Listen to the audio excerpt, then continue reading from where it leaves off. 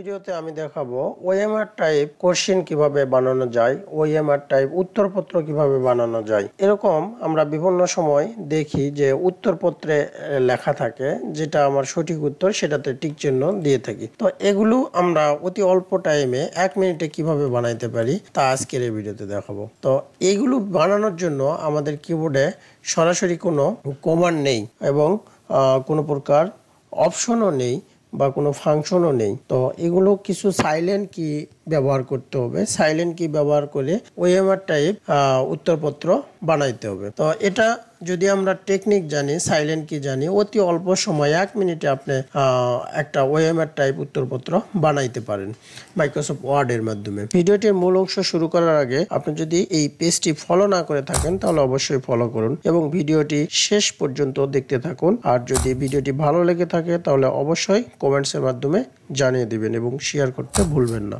প্রথমে বুঝতে হবে ওএমআর কি। ওএমআর হচ্ছে optical mark recognition. OMR type উত্তরপত্র আমরা 1 মিনিটে যেভাবে বানাইতে পারি তা হচ্ছে আমি দেখাচ্ছি। প্রথমে আমাদের এই ফাংশনাল কি যেগুলো রয়েছে সেখান থেকে 24 লিখতে হবে, তারপরে ডি লেখার পরে ফাংশনাল কি থেকে 0 চাপ দিতে হবে, তারপরে কিবোর্ডে অল্টা এক্স দিতে হবে। দেখেন এ চলে এসেছে।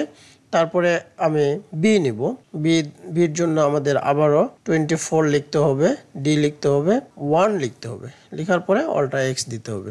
এ হয়ে গেছে, বি হয়ে গেছে। এখন সি দিব।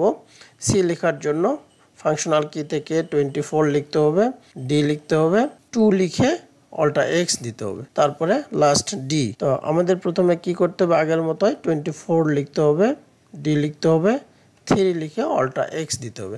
দেখেন আমার এ বি সি ডি চলে এসেছে। তারপরে আমি এই জিনিসটাকে কপি করব। কপি করে আমি এভাবে সুন্দর করে দিয়ে দেব। দেখেন হাজার হাজার উত্তরপত্র আমি 1 মিনিটে রেডি করতে পারবো। তো এভাবে আমরা ওএমআর টাইপ উত্তরপত্র বানাইতে পারি অতি অল্প সময়ে সাইলেন্ট কি ব্যবহার করে। তো আমার এই ভিডিওটি যদি ভালো লেগে থাকে তাহলে অবশ্যই লাইক করবেন, কমেন্টস করে জানিয়ে দিবেন এবং শেয়ার করতে ভুলবেন না। আপনার একটি শেয়ারের কারণে অনেক মানুষ এই ভিডিওটি দেখে এই ওএমআর সিস্টেমের উত্তরপত্র কিভাবে বানাইতে হয় তা বুঝতে পারবে। আপনি যদি আমার এই পেজটি ফলো করে না থাকেন তাহলে অবশ্যই ফলো করবেন। Thanks for watching.